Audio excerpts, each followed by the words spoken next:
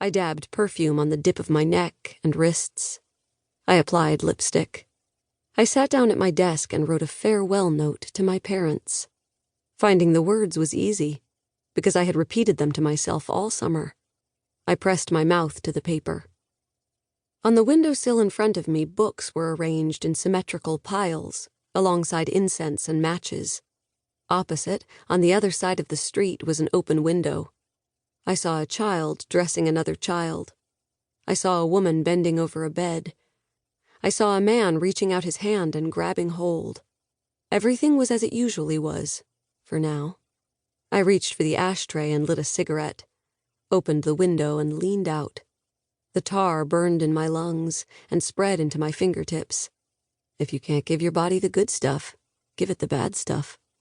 It started raining. The heat eased. I thought for a moment that my hands were giving off the scent of eucalyptus.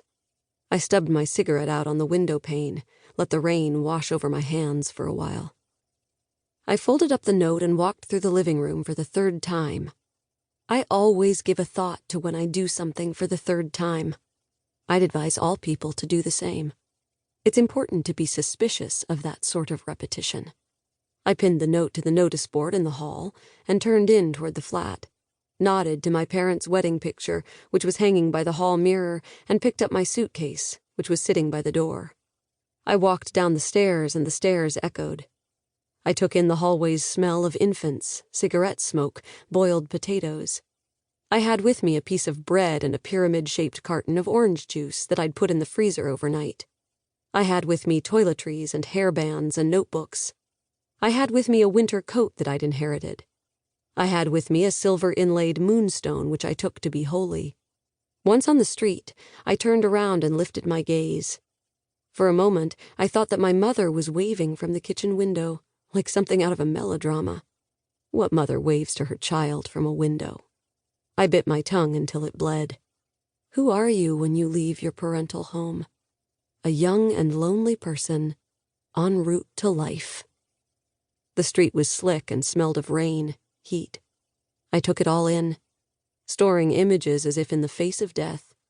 I was a murder victim, opening her eyes wide, as though to suck life in.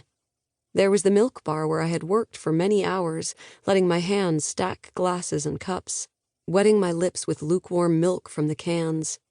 There was the swimming hall where I had swum my laps, the fountain and the department store, the fruit shop glowing in every color, ample piles of grapefruit and grapes, water in plastic drums, the smell of dried figs and wet sand that washed over me as I neared the sea. The station was deserted.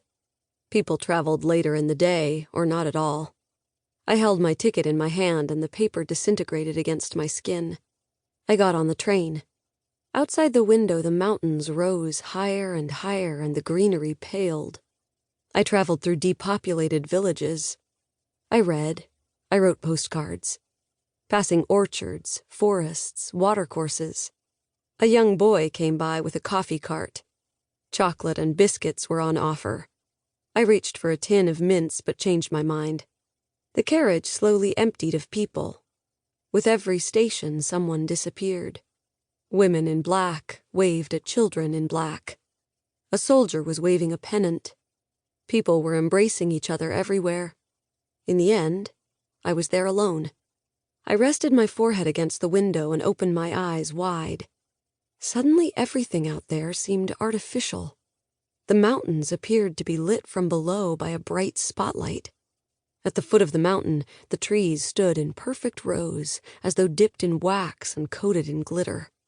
On the rhododendrons hung dewdrops of silicone, a roaring waterfall which seemed frozen in time. I looked at the mountains, and the mountains looked back. Without a doubt, an evil place in costume.